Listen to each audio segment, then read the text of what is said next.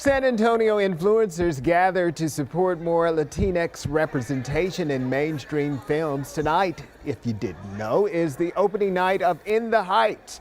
The hope is the movie will catapult the representation of Latinx actors in future major film productions. The movement is called Latinx Gold Open. It started by John Chu. You may know that name. He's the director of Crazy Rich Asians. He partnered with the National Association of Latino Independent Producers to help bring attention to the lack of Latinos in films.